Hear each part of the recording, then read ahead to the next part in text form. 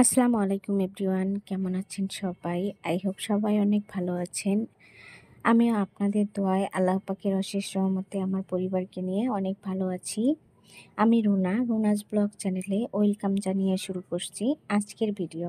আজকে আমি আপনাদের সাথে মজাদার একটি নাস্তা রেসিপি শেয়ার করব। এটা ঝটপট করে বানিয়ে নিতে পারবেন অল্প উপকরণ দিয়ে, অল্প সময়ের মধ্যে যে কেউ। আশা করি আমার এই সহজ রেসিপিটি আপনাদের ভালো লাগবে। রেসিপি ভালো লাগলে লাইক দিয়ে পুরো ভিডিওটি দেখে নেবেন। কমেন্টের মাধ্যমে আপনাদের মূল্যবান মতামত জানাতে কিন্তু ভুলবেন না। চলুন চলে যাই মূল রেসিপিতে। প্রথমে একটা মিক্সিং বাটি নিয়েছি। এখন মেজারমেন্ট কাপের 1 কাপ ময়দা নিয়ে নেব। আপনারা চাইলে কিন্তু আটা দিয়েও রেসিপিটি করে নিতে পারেন। এখন এর মধ্যে পরিমাণ মতো লবণ দিয়ে নিয়েছি। লবণ আর ময়দাগুলো ভালো করে কিছুক্ষণ সময় নিয়ে মিশিয়ে নেব। এখন আমি এর মধ্যে দিয়ে দিব পরিমাণ মতো তেল। আমি এখানে 2 টেবিল চামচের মতো তেল দিয়ে নিয়েছি। তেলের সাথে ময়দাগুলো ভালো করে মিশিয়ে নেব। প্রথমে আমি চামচ দিয়ে মিশিয়ে নিলাম। এখন দেখুন আমার মিশিয়ে নেওয়া হয়নি চামচ দিয়ে, এর জন্য আমি হাত দিয়ে ভালো করে মিশিয়ে নিলাম। হালকা কুসুম গরম পানি দিয়ে সফট একটা ডো বানিয়ে নেব।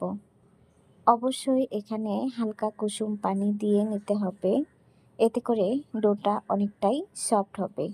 আমরা সবসময় রুটি বানানোর জন্য যেরকম ডো বানিয়ে থাকি সেরকম একটা ডো বানিয়ে নেব। দেখুন আমার ডোটা কিন্তু রেডি, কতটা সফট হয়েছে সেটা আশা করি দেখেই বুঝতে পারছেন। এখন আমি এটা 10 মিনিটের জন্য ঢাকনা দিয়ে ঢেকে রেস্টে রেখে দেব। চুলায় আমি একটা টপার বসিয়ে এর মধ্যে পরিমাণ মতো তেল দিয়ে নেব। তেল যখন হালকা গরম হবে সেই সময় 1 টেবিল চামচ পাঁচফোড়ন দিয়ে দিব 1 টেবিল চামচ শাহি জিরা। এখন কিছুক্ষণ সময় নেড়ে চেড়ে সবগুলো ভালো করে ভেজে নেব। আগে থেকে কেটে রাখা কিছু পেঁয়াজ দিয়ে দিলাম এর মধ্যে। এখন দিয়ে দিব কাঁচামরিচ কুচি। পেঁয়াজের পরিমাণটা একটু বাড়িয়ে দিলে খেতে ভালো লাগে। এখন নেড়েচেড়ে সবগুলো ভেজে নেব। এর মধ্যে দিয়ে দিব পরিমাণ মতো লবণ, দিয়ে দিব পরিমাণ মতো হলুদের গুঁড়া, এখন পরিমাণ মতো লাল মরিচের গুঁড়া দিয়ে দিব। আপনারা যে পরিমাণে ঝাল খাবেন সেটা কিন্তু বুঝে শুনে দিয়ে নেবেন। এই যে দেখুন সবগুলোই আমি তেলের মধ্যে নেড়েচেড়ে ভেজে নিয়েছি। আমি আগে থেকে কয়েকটা আলু সিদ্ধ করে নিয়েছি, তারপর এটা খোসা ছাড়িয়ে ভালো করে হাত দিয়ে চটকিয়ে নিয়েছি। আমি আধা ভাঙ্গা করে নিয়েছি। এই আলুগুলো এর মধ্যে দিয়ে নেড়েচেড়ে কিছুক্ষণ সময় ভেজে নিব। যেহেতু এখানে পাঁচফোড়ন দেওয়া হয়েছে সেজন্য সুন্দর একটা ফ্লেভার আসবে আর খেতে অনেক ভালো লাগবে। আমি অল্প কিছু উপকরণ দিয়ে আজকের এই যে নাস্তার পুরটা রেডি করে নিব। মাশাআল্লাহ দেখুন কালারটা কিন্তু কত সুন্দর হয়েছে আর আমার পুরটা রেডি হয়ে গিয়েছে। এখন আমি এটা নামিয়ে নিব। ঘরে থাকা অল্প কিছু উপকরণ দিয়েই ঝটপট করে বানিয়ে নেব আজকে আমি সহজ নাস্তা রেসিপিটি। আশা করি আমার রেসিপিটি আপনাদের কাছে ভালো লাগবে। এই যে দেখুন আমি ফিরে আসলাম 10 মিনিট পরে। ডোটা কতটা সফট হয়েছে আশা করি আপনারা দেখেই বুঝতে পারছেন। এখন কিছুক্ষণ সময় নিয়ে তারপর ডোটা ভালো করে হাত দিয়ে মতে নিব, এতে করে আরও ডোটা সফট হবে। আমি এটা থেকে কয়েকটা লাচি কেটে নিয়েছি আর একটা লাচি নিয়ে এখন আমি একটা রুটি বেলে নেব। আমরা প্রতিদিনই যেভাবে রুটি বেলে থাকি সেই রকম করেই রুটিটা বেলে নেব।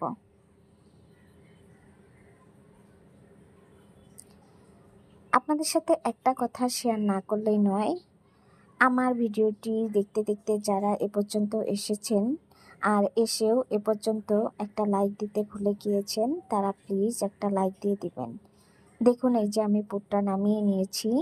এখন আমি যেই রুটিটা বেলে নিয়েছি এর মধ্যে পুরটা দিয়ে দিব। আর আমি কিভাবে বানিয়ে নিচ্ছি সেটা আশা করি দেখেই বুঝতে পারবেন।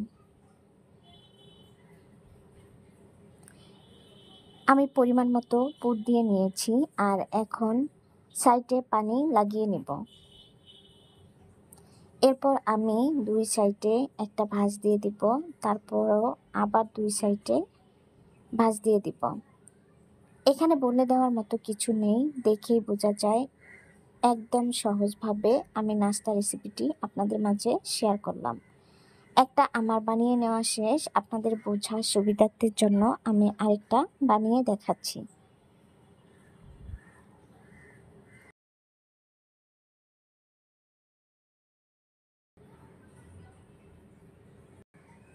দেখুন বন্ধুরা, এই নাস্তাটাও আমার বানিয়ে নেওয়া শেষ।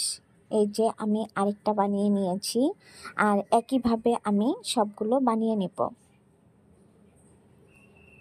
এই যে দেখুন, আমি এখানে 4টা বানিয়ে নিয়েছি, আরও বাকি 4টা বানিয়ে নেব। এখন চুলায় আমি একটা টপার বসিয়ে পরিমাণ মতো তেল দিয়ে নেব। একটা একটা করে নাস্তা এর মধ্যে দিয়ে নেব। মিডিয়াম আছে এটা উল্টিয়ে পাল্টিয়ে ক্রিস্পি করে ভেজে নিতে হবে। এটা কিন্তু ডুবো তেলে ভাজতে হবে না, অল্প পরিমাণে তেল দিয়েই ভেজে নেওয়া যায়। এই নাস্তাটা খেতে কিন্তু দারুণ লাগে, ছোট বড় সবাই অনেক পছন্দ করবে। আর এটা খুব সহজেই বানিয়েও নেওয়া যায়।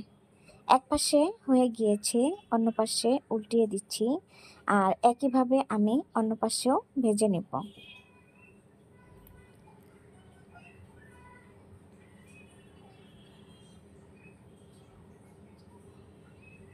অন্য পাশেও আমার ভেজে নেওয়া প্রায় শেষ। দেখুন কালারটা মাশাআল্লাহ কত সুন্দর হয়েছে। আর এগুলো কিন্তু ফুলছে, আপনারা কিন্তু দেখেই বুঝতে পারছেন।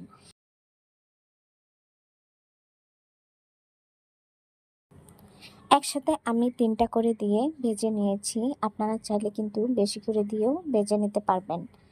এই যে দেখুন আমার ভেজে নেওয়া শেষ, এখন আমি একটা একটা করে নামিয়ে নেব। অনেকটাই মুচমুচে আর ফুলকো হয়েছিল, দেখেই বোঝা যাচ্ছে।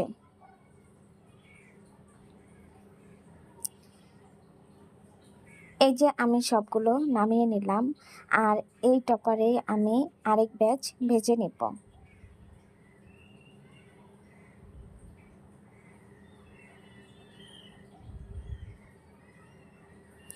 একইভাবে আমি সবগুলোই ভেজে নেব। এটা এক পাশে হয়ে গিয়েছে, অন্য পাশে উল্টিয়ে দিব আর উল্টিয়ে পাল্টিয়ে দেখুন আমি সবগুলো নাস্তাই ভেজে নিয়েছি। মাশাআল্লাহ সবগুলোই অনেক সুন্দর হয়েছিল, খেতেও অনেক ভালো লেগেছে। আমার বাচ্চারা অনেক পছন্দ করেছে। আমি যখন হাতে সময় কম থাকে তখন ঝটপট করে বাচ্চাদের এভাবে বানিয়ে দেই।